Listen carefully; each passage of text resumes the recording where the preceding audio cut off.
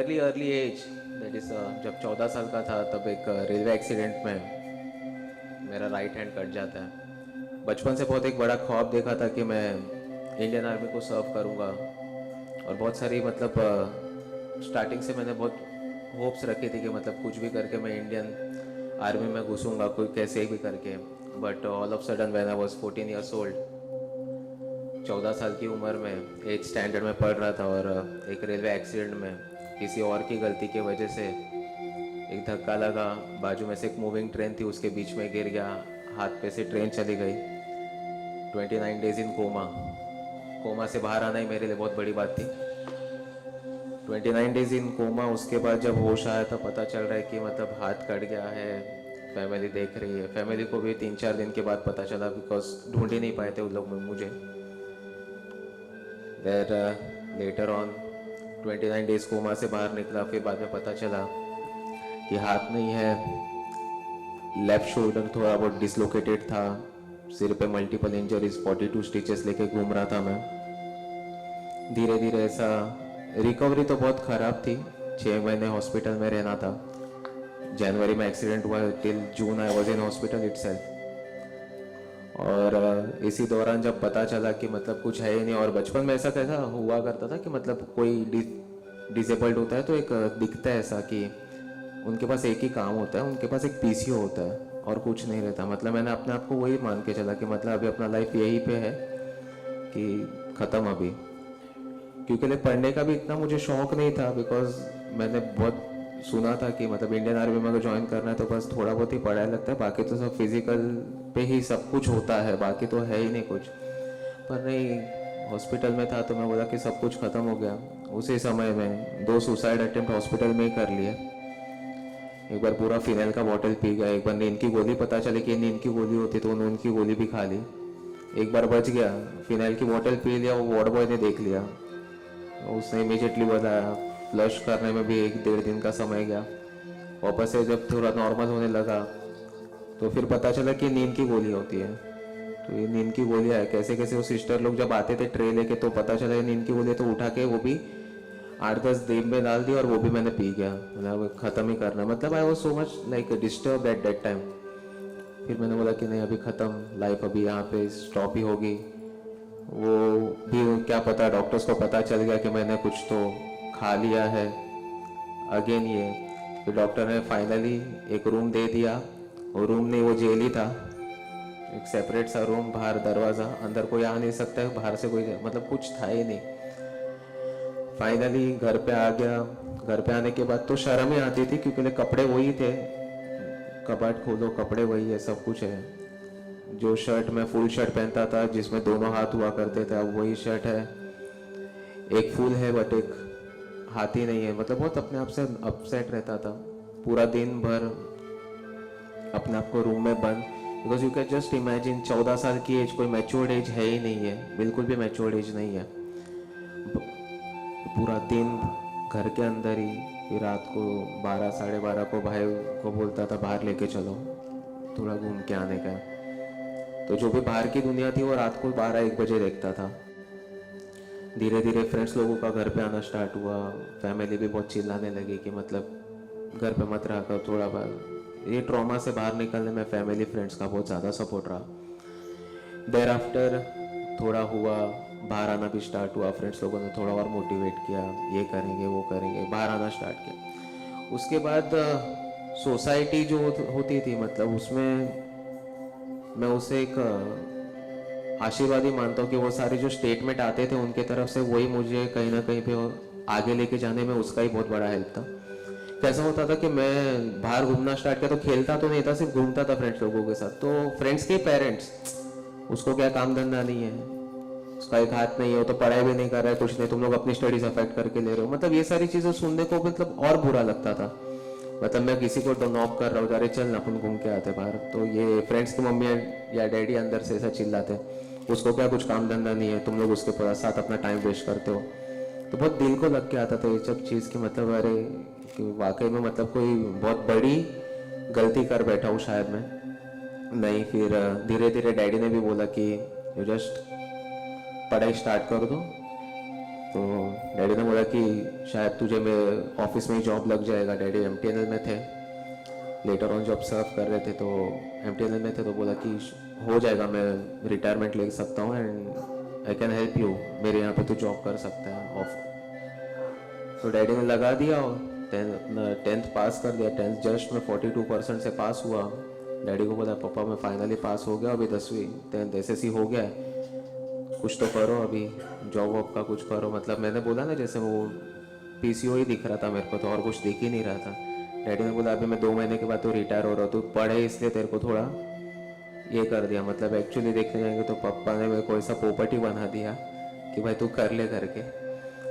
But नहीं, वहीं पे एक स्टार्ट मिला कि अगर ये पढ़ाई स्टार्ट हो रही है तो कहीं ना कहीं पे अभी इसको आगे गो थ्रू करना है। फिर आई जॉइंड। 42% में कोई कॉलेज एडमिशन ही नहीं देता है, डिसेबल्ड कोटा में भी नहीं है, वो भी मिनिमम परसेंटेज उसमें नहीं बैठता था। तो नाइट कॉलेज ज्वाइन किया। तो डे में I used to work somewhere, night college में मैंने अपना स्कूलिंग किया, 11th-12th वहाँ से किया। नाइट कॉलेज में वही आई cleared my HSC with 83% at that time. 42 से डायरेक्टली 83 आना मतलब वही मेरे लिए बहुत बड़ा था कि मतलब यस ये हो रहा है। फिर धीरे धीरे और भी किया, बीकॉम कर लिया, मास्टर्स कर लिया। इसके बीच में गेस्ट एजुकेशन के बीच में स्पोर्ट्स जो था वो बहुत पहले से था, because when I was in school also I used to run. मैं स्प्रिंट बहुत अच्छा लेता था, 200-400 मीटर्स का।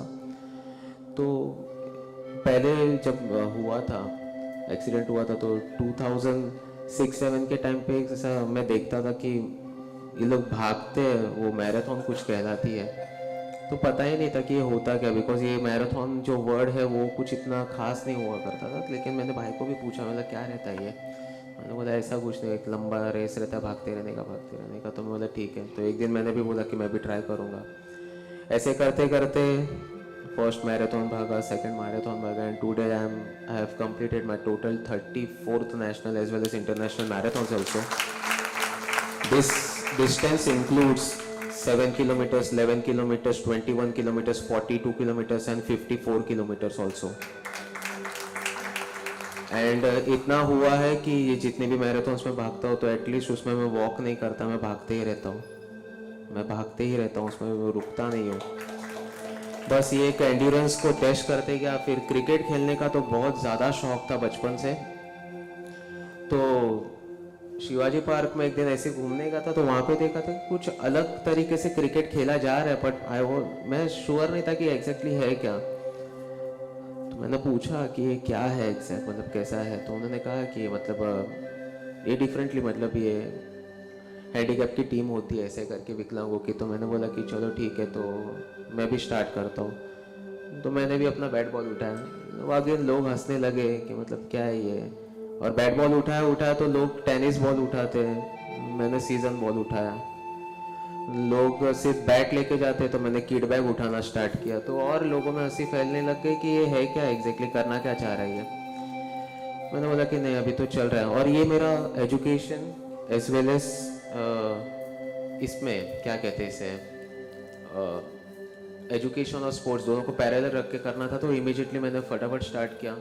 तो बहुत सारा 2007-8 से स्टार्ट किया, बहुत सारे लोकल मैचेस खेले और स्टेट मैचेस खेले, डिस्ट्रिक्ट मैचेस बहुत सारे खेले। कभी यहाँ से वहाँ जाना पड़ता था, कभी आंध्र प्रदेश जाके खेलना है, तो चालू डब्बे में भी हम लोग किट बैग वगैरह लेके जाते थे।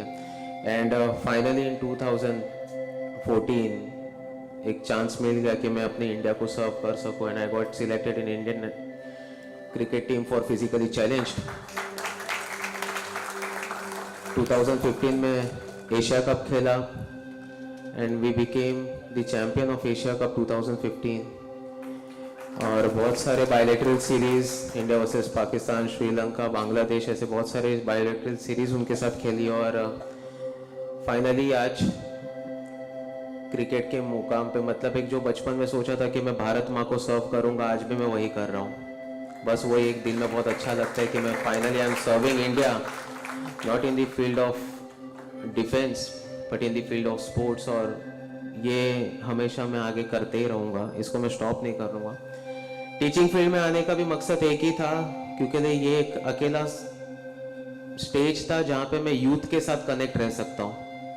अदरवाइज मैं क्रिकेट से भी बहुत कुछ कर सकता था, बट नहीं, मैंने टीचिंग फील्ड भी इसलिए चूज़ किया क्योंकि मुझे स्टूडेंट के साथ रहना बहुत अच्छा लगता है। कि मुझे ऐसा फील होता है कि अगर मुझे देख के कोई नर्वस स्टूडेंट रहेगा और अगर कोई एक भी जन मुझे देख के इंस्पायर होता है तो शायद मेरा जीवन वहीं पे सफल हो जाएगा। बस यही एक चीज़ के साथ इसको आगे रख रहा हूँ। रिसेंटली जैसे कि मेरे इंट्रोडक्शन में कहा गया कि मैंने साइकिलिंग ये किया अक्टूबर में, ये जस्ट 2018 के अक्टूबर में मैंने आइडिया शेयर किया डॉक्टर अनिल जी से कि सर साइकिलिंग करना है। पहले कभी साइकिल चलाया ही नहीं। मैंने सर से कहा सर साइकिलिंग करना है, और वो छोटा नहीं बहुत बड़ा साइकिलिंग करेंगे, दिल्ली से मुंबई करेंगे, मुंबई से दिल्ली करेंगे। मैं सर ने बोला कि ठीक है कर लोगे। बोला यस कर लेंगे, फिर लेट्स स्टार्ट। अक्टूबर में साइकिल खरीदा, उसके पहले कभी साइकिल चलाया नहीं। नवंबर दिसंबर ये 2-9 महीने मैंने पूरी जी जान लगा दी उसके अंदर कि नहीं कुछ भी करके पार मतलब लेके ही जाना है। बहुत बार गिरा साइकिल से, घुटने छिल गए, सब कुछ हुआ, लेकिन नहीं वो चालू ही रखना है। एंड फाइनली जनवरी में मैंने अपना जर्नी जो था वो दिल्ली से स्टार्ट किया और मुंबई में आके मैंने ख़त्म किया। और ये मेरे लिए बहुत मोटिवेशनल मेरे लिए खुद के लिए रहा, क्योंकि 4 डिग्री टेम्परेचर में साइकिल चलाना विदाउट स्वेटर, वो itself it was a big task. क्योंकि पूरे जर्नी पे मैंने स्वेटर नहीं पहना था। उसमें भी मैं एक जगह गिरा, सिरोही करके एक राजस्थान में जगह है, वहाँ पे मैं गिर गया। तो जैसे गिरा वैसे डॉक्टर टोल कि आपको 3 टाके लेने पड़ेंगे। Again I denied. मैंने बोला कि नहीं, अगर स्टिचेस ले लूँगा तो साइकिलिंग रुक जाएगी, मैंने नहीं लूँगा। और उसी समय पे मैंने अपना डिसीजन चेंज किया कि नहीं मैं स्टिचेस नहीं लूँगा, मैं ऐसे ही जाऊँगा। और ऐसे ही करके वो सिरोही का पूरा 16-17 किलोमीटर घाट है, वो मेरे लिए चैलेंज था। और पूरा घाट नॉन स्टॉप चढ़ाया, नॉन स्टॉप उतारा भी, बस वही इंजरी के साथ था बस। और कुछ नहीं, लोगों के साथ एक चीज़ कहूँगा कि आप कहीं पे भी ऐसे कोई दिखे, कोई फिजिकल डिसेबल्ड हो, तो प्लीज़ उसे मोटिवेट करें, इंस्पायर करें, क्योंकि लाइफ बहुत खूबसूरत है। We the differently abled people we really enjoy a lot. हम लोग बहुत एंजॉय करते हैं हमारी लाइफ। ये नॉर्मल लाइफ से भी हम लोगों की लाइफ बहुत अच्छी होती है, क्योंकि हम लोग हर दिन, हर साल, हर 6 महीने, हर महीने हम लोग हमारा गोल चेंज ही कर देते हैं। अब ये किया, अब ये करने का है। नॉर्मल लोगों के लाइफ में मतलब ऐसा है कि हाँ हम लोग ये एक ही चीज़ के ऊपर बहुत ज़्यादा फोकस करते हैं। हम लोग वैसे नहीं, मेरा तो वैसा है ही नहीं। मैंने मैराथन से स्टार्ट किया, मैं क्रिकेट में घुसा, मैं साइक्लिस्ट में गया ना। यस, आई एम श्योर कि मैं आयरन मैन के लिए भी अटेम्प्ट करूँगा। अब ये